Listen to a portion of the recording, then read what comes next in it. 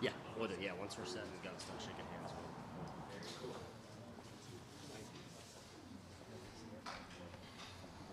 Appreciate you guys.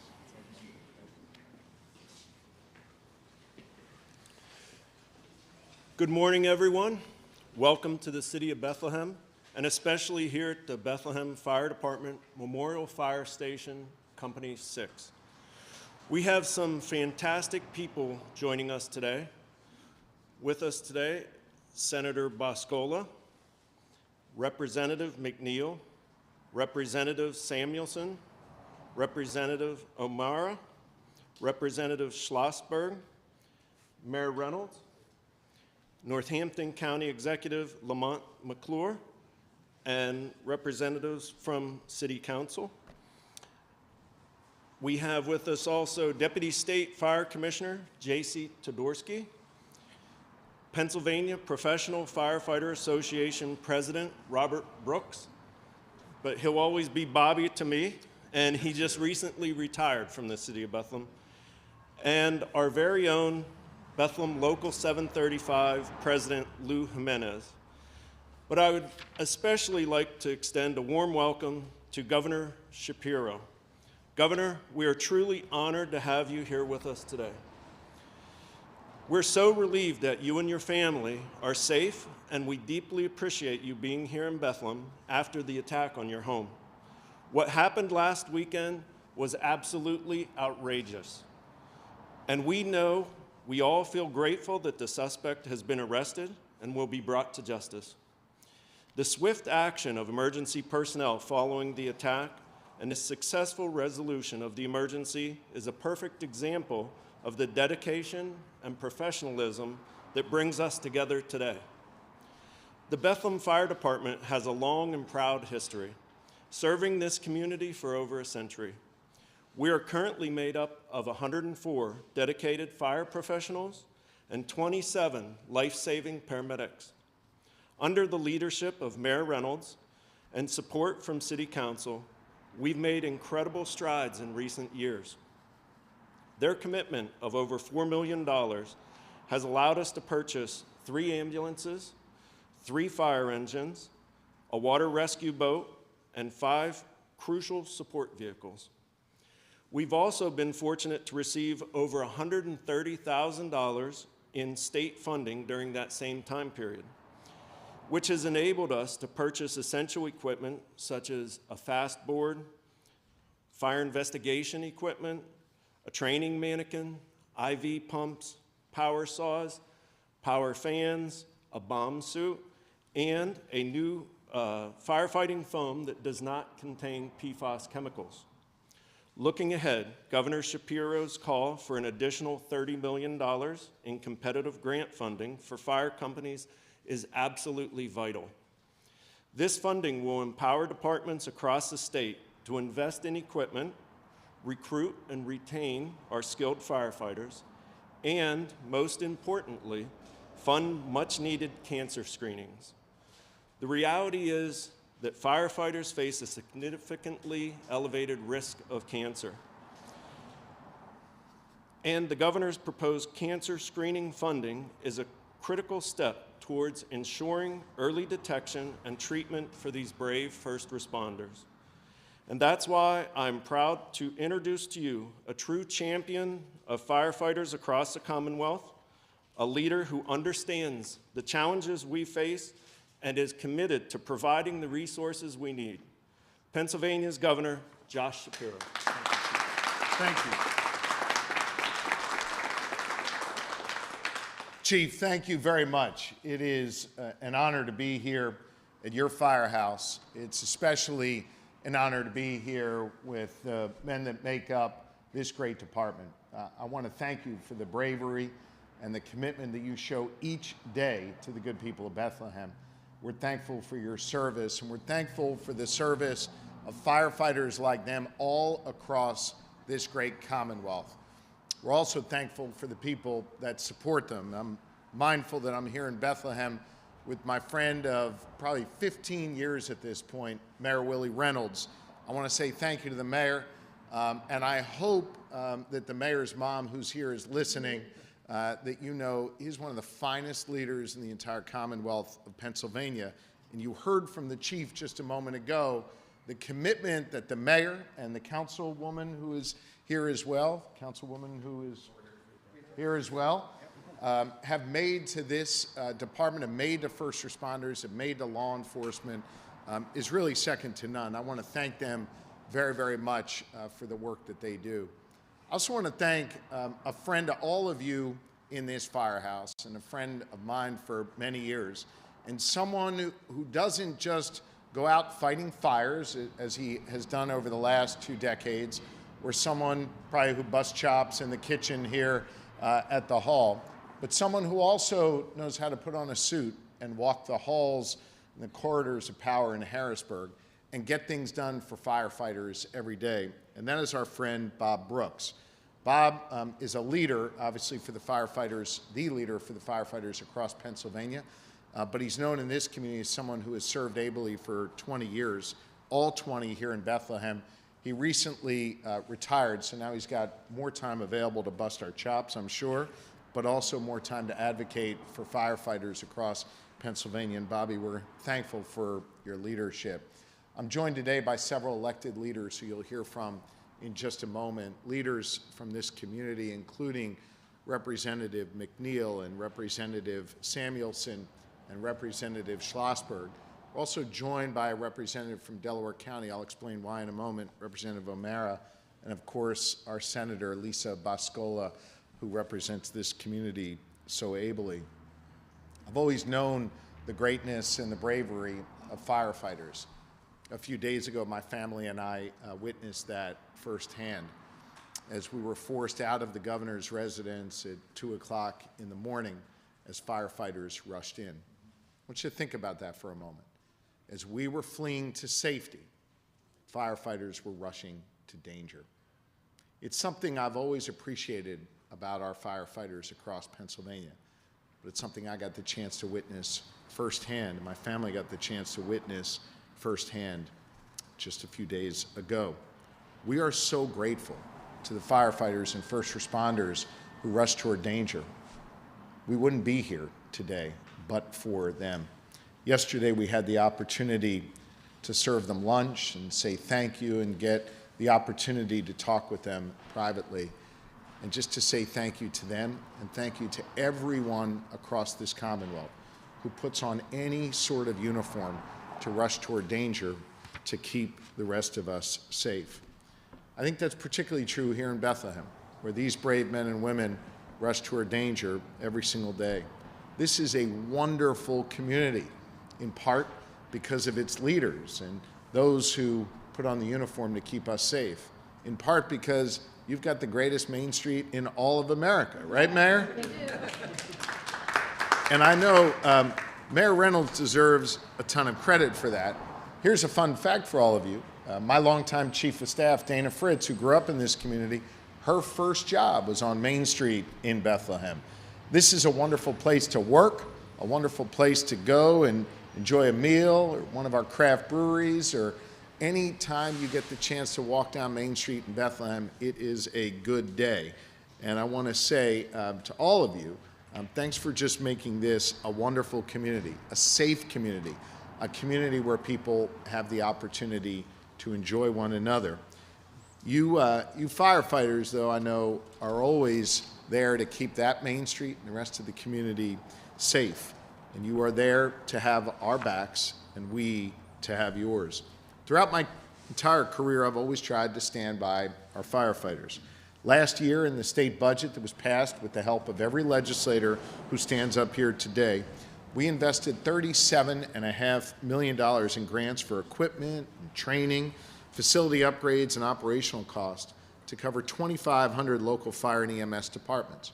You heard from the chief a moment ago how they've been able to deploy those grants to help keep the people of Bethlehem safe. Bethlehem Fire and EMS used their share of that funding to purchase new equipment and to help people who need rescuing, particularly in car crashes. In our first budget, that we passed all together. We also increased the surcharge on 911 to be able to invest more in our 911 operators. Literally, the folks who get that first call and have to dispatch police and fire and EMS. Last October, I was privileged to sign legislation, bipartisan legislation, expanding our workers' compensation to include PTSI for Pennsylvania's first responders, and firefighters finally get what they are owed.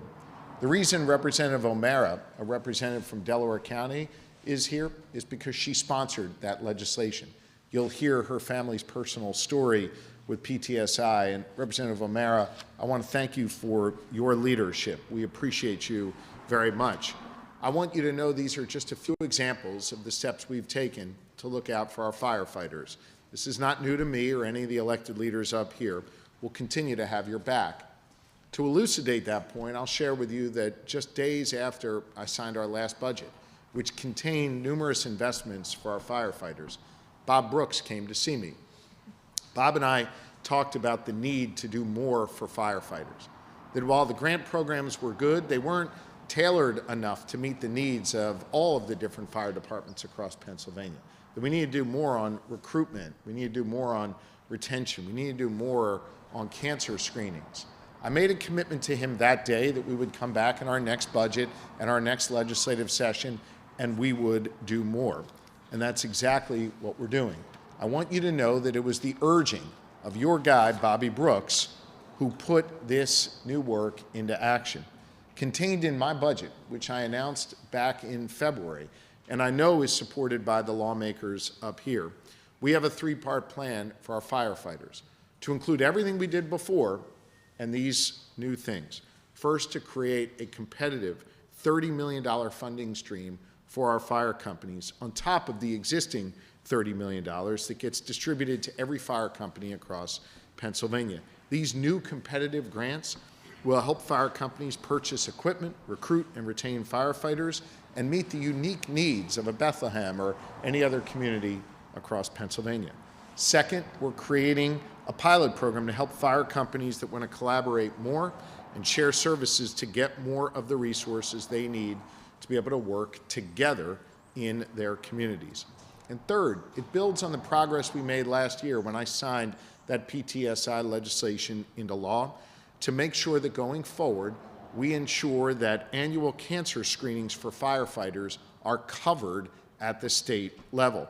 Firefighters expose themselves to toxic chemicals while on the job to keep us safe. We owe it to them to make sure they have peace of mind, to make sure they are getting this checkup every year. You know, Lori and I have been just unbelievably bolstered and strengthened by the prayers and support that we've received from so many across Pennsylvania.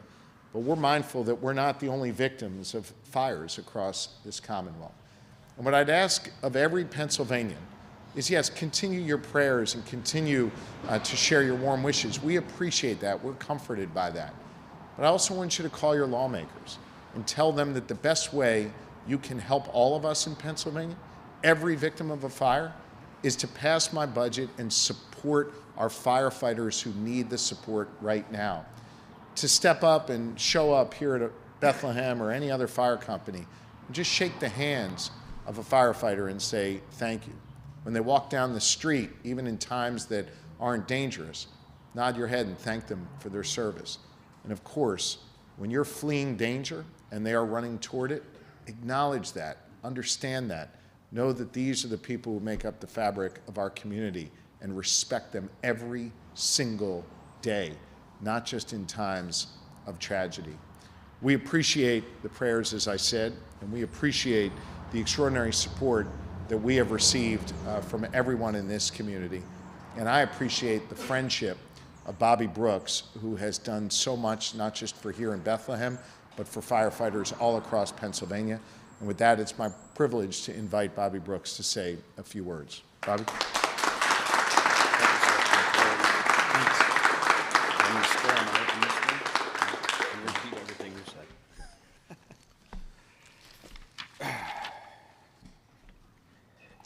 Thank you all for being here. Thank you, Governor Shapiro, Chief Reich, also known as Michael, or Mike to me forever, right? If he can do it, I can do it. So I'll start with, I have been a firefighter for over 20 years and retired from this station. This is home, just a few weeks ago. These guys thought they could get rid of me, but it doesn't happen. I'm here today as the president of the Pennsylvania Professional Firefighters Association, and we represent over 7,000 first responders. Every day we are advocating on behalf of our brothers and sisters, whether it's in Harrisburg or Washington, D.C., fighting to improve the safety and well-being of our members who show up 24 hours a day, 365 days per year. I've gotten to know Governor Shapiro pretty well over the years. He is not new to fighting for first responders.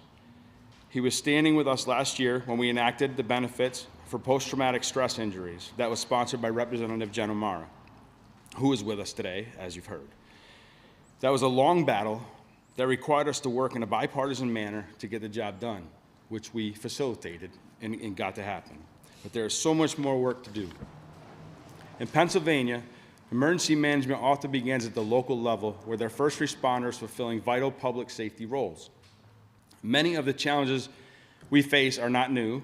There's a lack of volunteers, we all know, rising costs, lack of resources. We can't fund public safety one bake sale at a time. We need to make public safety a priority at budget time, which Governor Shapiro has clearly done. That's why we're pleased to be here to support Governor Shapiro's proposal for $30 million for competitive grants to fire companies to meet a variety of needs, including recruitment and retention. We'll talk about those. Okay. Equipment and general operating expenses. The fire protection supply chain has been negatively impacted in recent years. Private equity firms have been consolidating the manufacturers, reducing competition, hiking prices as the backlog of orders grow by years. Prices for ladder trucks have jumped from $750,000 to $900,000 in the mid-2010s to around $2 million today. While pumper trucks now often cost over $1 million. It can cost nearly $10,000 to outfit one firefighter with breathing apparatus, coat, pants, boots, gloves, helmets, and goggles. These additional grants are very much needed. We appreciate the governor's proposal to keep first responders safe. I also want to thank him for his support in keeping first responders healthy. He also recognized that the nature of a job increases our likelihood of being diagnosed with many cancers, so he is fighting to provide cancer screenings for firefighters because early detection makes a significant difference in the treatment outcomes, and removing the PFAS, the forever chemicals, from our gear and from the foam is essential. Governor, thank you for visiting Bethlehem, Fire Company number 6. This is where I grew, I lived, and just retired from. This is home, and when I asked you to come to my house, you obliged. Thanks, Amanda. Amanda's key, right? That's right. So I'm glad you've been able to see my station, meet my crew. I'm grateful for our friendship. I appreciate your support and look forward to working with you for years to come. Thanks, Bill. Thank you. At this point, I would like to introduce the Honorable Mayor of Bethlehem, J. William Reynolds, otherwise known as Willie.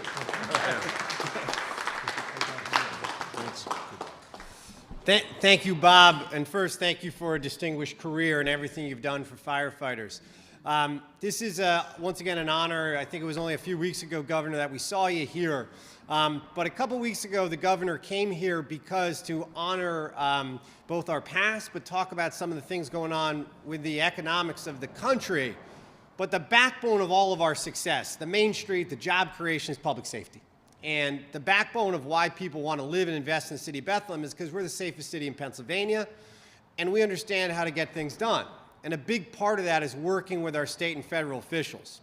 And I need to thank you, Governor, and first let me join the chorus of people sending out all of our prayers to Lori and Max and Sophia and everybody, because people across this Commonwealth really, really, really are shaken, but also caring about your family and what's happened. The path to success is a bipartisan one when you work together.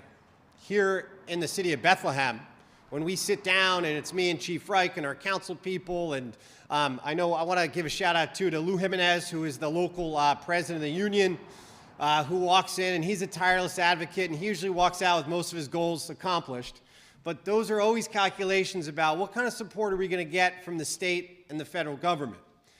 And Governor Shapiro has passed 2 bipartisan budgets that give the municipalities what they need. And that's easier said than done, because it's not just about money. It's about understanding what a township needs, or a borough needs, or a city needs, and what the people behind us need. We work really hard on the local level to be able to send more firefighters. Chief Reich talked about this. In the past 5 years, I think we've bought 5 new fire engines, over $5 million with help from many of you, including our great friend, Mr. McClure, at the county.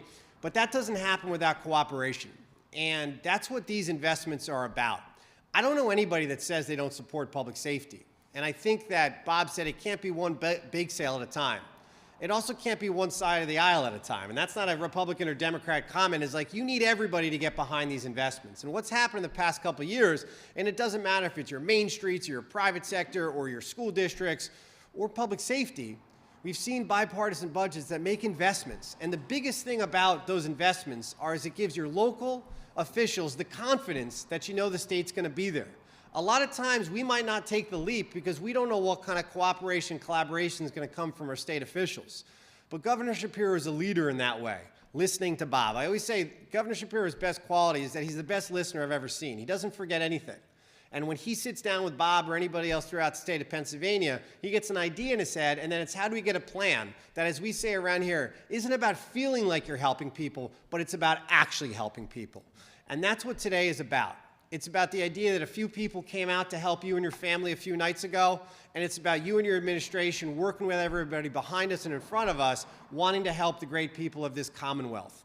And Governor, I would just finish my comments by saying there's often a trust deficit in this country with people in the government because people say things and they don't follow up. One of the reasons why Bethlehem's getting on all these lists and we're seeing all this investment is because we keep our promises. But you keep your promise to the state of Pennsylvania. You said when you were campaigning, you've said this for years, I'm not going to forget about you guys. I'm going to keep coming to every corner of this state, and you do that. And we can't say thank you enough for that. So thank you, Governor. Thanks, Dave. Thank you. Thank you. Yep. And I will now turn it over to one of our other tireless advocates for our community here in Bethlehem, Senator Lisa Boscola. Thank you, Willie. Governor, welcome home. Good to be back. It's only been a week or so. I know. Yeah. I actually think you're going to be eligible to vote here. I'm for you. No, I hope I get your vote. Anyway, I'm here just to say thank you to the governor for being here again. And, you know, just looking at what happened in the past week, you understand now how critical, a lot of people understand how critical it is for our firefighters and the thanks that we should be out there giving them. And I echo what every other person has said is, I can't go through my community without somebody asking how you and your family are doing. And especially about the children. There's something about your family and your children that people were heartbroken to hear what happened, but they feel for you, they love you, and we all do. Thank you. So with that, you know, they're talking about the grant money, and this is what I always say about Governor Shapiro. He has such common sense approaches to everything. It's the hallmark of his governorship up to this point. And this is just another example with another additional $30 million, you know, in a competitive grant program on top of the grants that we already give out there. I brought my helmet here today that was given to me about 15 years ago at this station because of a grant that I got for a ladder truck. And I just want to tell you thank you, firefighters, because, you know, we might get grants out there, but you were so kind to even put my district number on here. And I had to just show you that I've kept it to this point, that I value you too. And I just want to keep these grants going and going and going because I know how important, I know how expensive those trucks are and all equipment is. And then from a personal standpoint, my husband was a volunteer firefighter at Seawaiko when we lived down there. And you know, he would go out at so many calls, but people think it's just responding to fires. And it's not just fire. My husband, I remember vividly on New Year's Eve night, there was an accident on a 78, and he's like, Lee, I gotta go.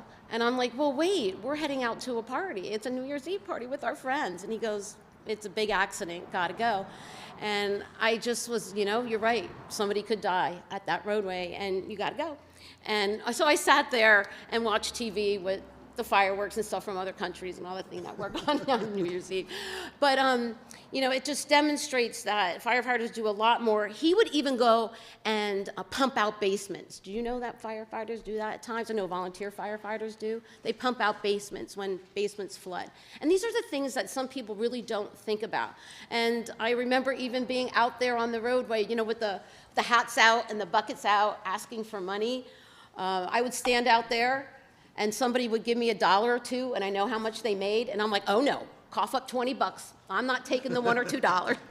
So they had me do that a lot on the roadways. Anyway, this is all about helping our firefighters and the budget that we're going to pass. I think this one's a no-brainer. I don't think we're going to have any argument about this one, Governor Shapiro. And you proposed it. It's common sense. It's going to work. And thank you, Fire Company 6, for this awesome helmet.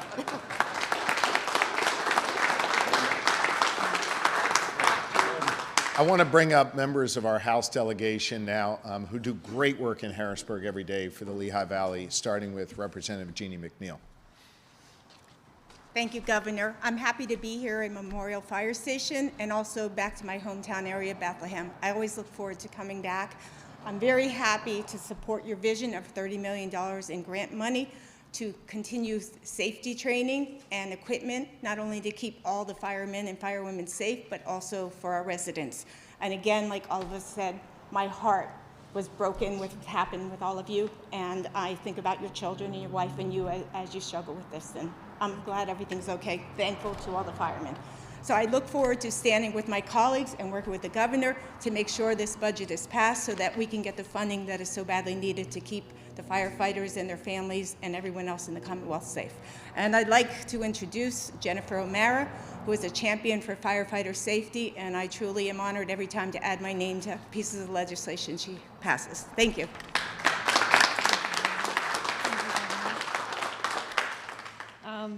Still morning. Good morning, everyone. My name is Jen O'Mara, and I am a state rep from Delaware County. Most of you don't know me, but I was so grateful to Governor Shapiro and his team for inviting me today, and really just want to echo what everyone is saying. We're so glad that you and your family are okay, and so grateful to the first responders who responded that day and minimized the damage at really what is the People's House in Pennsylvania. When I received the invitation to come here today and saw that it was in Bethlehem, the first thing I did was text my good friend Bob Brooks, who has been one of my partners in working on legislation in Harrisburg. He's bringing me back here in 2 weeks for the convention that state firefighters are holding here in Bethlehem. And I really would not have been able to accomplish what we did last October without Bob. So I got elected I'll be very brief, in 2018, and the reason I ran for office is because I was inspired by my dad's service. My dad was a firefighter in the Philadelphia Fire Department for 25 years, one of those people who ran into danger when everyone else was running away, and he was my idol, my hero, and he meant so much to me. When I was 13, tragically, my dad died by suicide, 30 minutes after completing a shift with the Philadelphia Fire Department. As I grew older and became more aware of other first responders dealing with mental health issues, I decided to run for office and try to make my dad's legacy the paramount issue that I worked on in Harrisburg. And that is why, since I got there in 2019 until I think it was October 30th, 2024, I was working on legislation to expand workers' comp for post-traumatic stress injury. I was so grateful that Governor Shapiro, under his leadership, helped advocate for us. We were able to get the bill finalized out of both chambers almost unanimously, pretty close to unanimously, and that bill will go into effect later this year. But supporting mental health, as we all know, is only one piece of the puzzle when it comes to supporting our first responders. Fire departments need our help now more than ever to ensure that they have the resources they need for recruitment, for retention, for equipment. In the community that I live in, we have almost all volunteer firefighters, and they are struggling right now to make sure they have enough people to come to the job and that they have resources support them. So that is why I was so grateful to see Governor Shapiro continue that fight with his budget proposal this year to not only add $30 million more to our grants, but to make sure that we are also working on health issues like cancer screenings. We lose first responders to suicide, we also are more likely to lose them to cancer, and I think addressing both of those issues is going to be critical. So I just want to thank you all for being here today. Thanks all of my colleagues who really have shown a dedication to first responders in Harrisburg in both chambers and on both sides of the aisle. But the job is not finished until the budget is signed, so we will continue working until that happens. Thank you.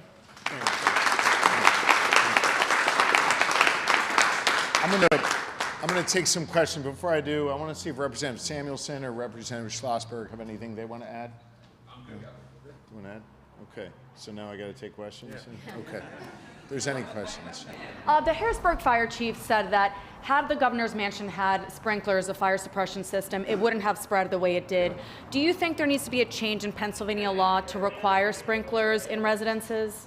Well, as to sprinklers in the governor's residence, Secretary McNeil of the Department of General Services is working through that now, and he can give you an update as it specifically relates to the residents. Second, I think that's an issue that lawmakers I know have been looking at over a number of years. It's something we're going to look at even closer now and see if there can be some bipartisan consensus around responsible common sense action there. Thoughts about the layoffs at MAC, potentially tariffs? My thoughts on the layoffs at MAC? Deeply troubling. You know, Senator Boscola referenced that I was here in the Lehigh Valley a couple weeks ago talking about the tariffs and the tariff war that the president has started. My concern, as I outlined at the brewery that day, was really twofold. Number one, that costs are going to go up. And number two, that the private sector is going to keep capital in their pockets, meaning they're not going to invest in either their workforce or expanding their operations.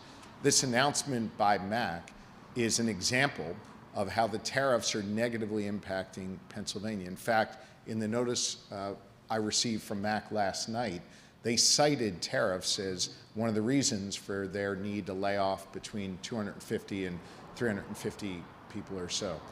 I think that's really unfortunate. I'm hopeful that the president will back off of this unilateral action on tariffs, create some calm in the marketplace as opposed to the chaos that exists now, and allow great private companies, iconic companies like MAC, to feel the comfort and the peace of mind to know that it's a safe time to invest in the future, whether in their product line or in their workers. Unfortunately, too many of them feel right now, as a result of the chaos that the president's brought from these tariffs, now's the time to hold and not invest, and that's really unfortunate for the Lehigh Valley. Is there anything being done on the state level to kind of reassure companies like MAC to kind of just hunker down and wait for some resolution? Because I know that a lot of people are worried about economics, obviously, as a result. Myself and the Secretary of Department of Community and Economic Development, Secretary Siger, have been reaching out to businesses all across Pennsylvania. But let's be candid, there's only so much we can do to calm nerves in the markets or calm nerves with the private sector. As a result of the president's actions, there's real chaos out there in the economic marketplace. And there are no words that Secretary Siger and I can share with a private company, MAC or otherwise, here in Pennsylvania that can calm those national and international worries until the president either backs off these tariffs or makes changes to them to give people comfort to know that it's a good time to invest. I fear that we're going to see more like this. We're going to see more rising prices, more layoffs, more companies not investing in the future, and that's bad for the Pennsylvania economy. It's bad for the economy of this country. Governor, given your announcement here today, was there anything that the fire department in Harrisburg did not have, or any equipment that could have helped in their response to the situation? I'm not aware of any, but I think that's a question for the chief. They did not say to me that they needed some additional equipment in order to fight that fire, but the chief should speak for himself on that.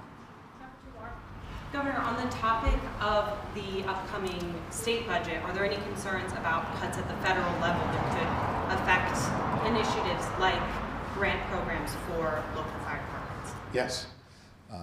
cuts at the federal level could negatively impact this Commonwealth and our fiscal position.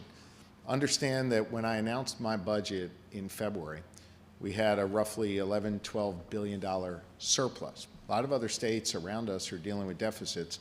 We had a surplus. I proposed not only investing in things like education and public safety and economic development, I also proposed cutting taxes, frankly, cutting them more aggressively than even my Republican colleagues in Harrisburg had wanted to do, because I want to spur on economic growth. I think it's further important to understand that the Commonwealth receives significant amounts of funds from the federal government. And so if they cut those funds back, as they have in agriculture as just one example, that makes it incredibly hard. It makes it harder for us to do our jobs, to make the investments and provide the tax cuts that we want to be able to provide. Let me give you just one example. There's a lot of talk at the federal level of cuts to Medicaid. We'll see where it ultimately ends up, but it would seem to me that for them to be able to do the tax deal they want to do, it's going to be very hard to not have some impact on Medicaid. Understand that about $30 billion of what we spend on Medicaid, of roughly $50 billion or so, comes from the federal government. So if they make cuts to Medicaid, we can't make that up at the state level. And so people are going to be thrown off Medicaid. Folks won't have access to critical health care services.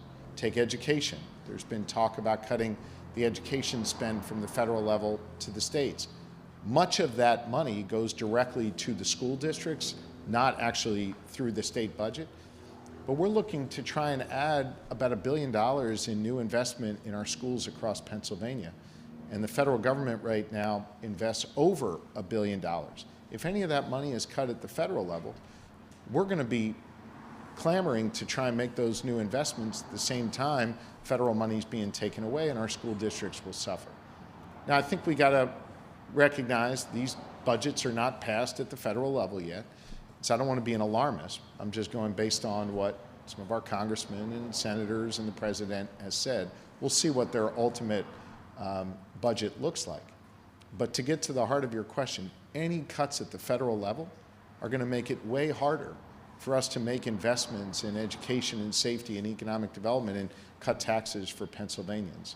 Them pushing off the challenges at the federal level to states or municipalities like the mayor has to run is only going to make lives much tougher here and budgets much tougher to pass. We've been successful at being able to pass budgets on a bipartisan basis. I want to be able to do that again, and I hope our federal partners aren't working against us in that process. Okay? Is there an estimate yet for how much it's going to cost to restore the governor's residence? The Secretary of DGS can provide a full accounting for that. I do want to note that earlier today, all of the former living governors and first ladies issued a statement of support for Lori and me, and it was incredibly moving. They also are helping raise funds privately to help offset some of the costs of restoring and rebuilding the governor's residence. And that's just incredibly moving to Lori and I, that they would come together as a group. I don't recall, Schloss and I were talking about this, I don't recall a time when the former governors and first ladies came together in this manner. And for them to do that, to help a residence that they all lived in and worked in and made memories in, is very, very special. And it will also be a help to the taxpayers. But as to the specifics of the breakdown of costs, Secretary McNeil can provide all of that to you once it's fully assessed. You said on GA Thank that you hadn't heard from the president this morning. Have you heard from him since? I have. Thank you all very much, okay?